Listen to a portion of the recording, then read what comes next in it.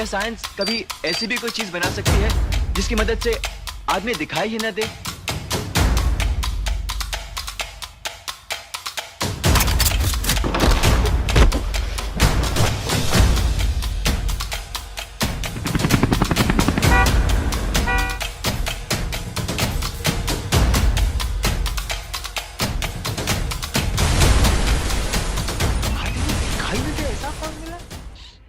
क्या अरुण ने की चोरी? क्या डॉक्टर साकेत ही है घड़ी का असली हकदार? क्या करेगा आरव घड़ी के साथ?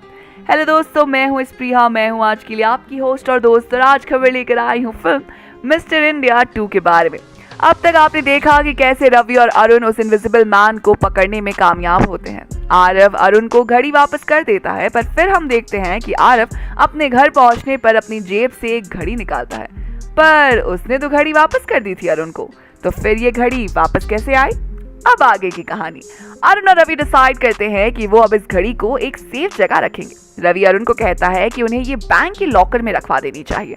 अरुण भी उसकी बात से एग्री करता है, पर तभी वहां डॉक्टर साकेत आ जाता है और रवि और अरुण को वही रोक देता है। डॉक्टर साकेत कहता है कि पुलिस होते हुए भी रवि अरुण की हेल्प कैसे कर सकता है, जिस पर अरुण और रवि दोनों हैरान हो जाते हैं। और डॉक्टर साकेत से अरुण कहता है, ये क्या बोल रहे हो रवि, मैं हेल्प क्यों नहीं कर सकता?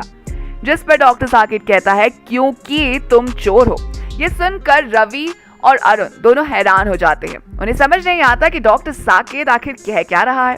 तब साकेत बताता है कि उन्हें जो भी समझना है वो अब उनका वकील ही बताएगा।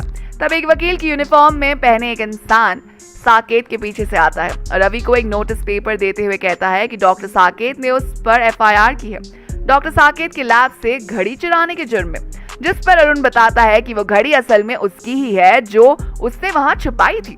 जिस पर साकेत रिप्लाई करता है, अगर वो घड़ी तुम्हारी थी तो तुमने अपने घर में क्यों नहीं छुपाई? कोई भी इंसान अपनी इतनी कीमती चीज को किसी और के घर में क्यों छुपाएगा?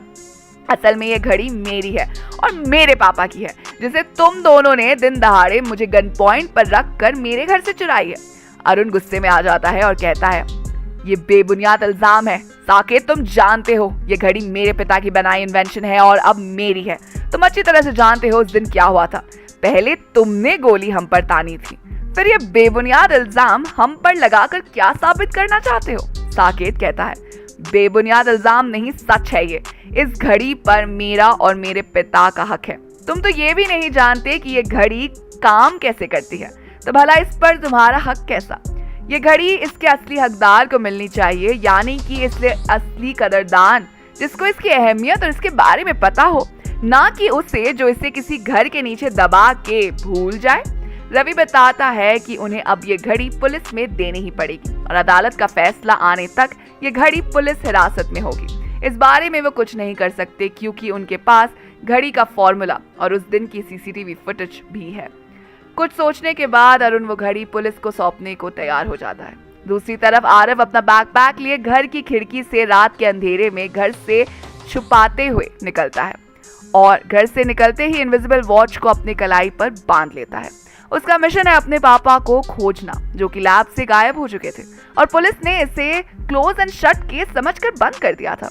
पर आरव को अपने पिता की गुमशुदगी का पता लगाना था और यही सोचकर वो घर से निकल जाता है। क्या ढूंढ पाएगा आरव अपने पिता को? क्या अरुण खो देगा घड़ी पर से अपना हक?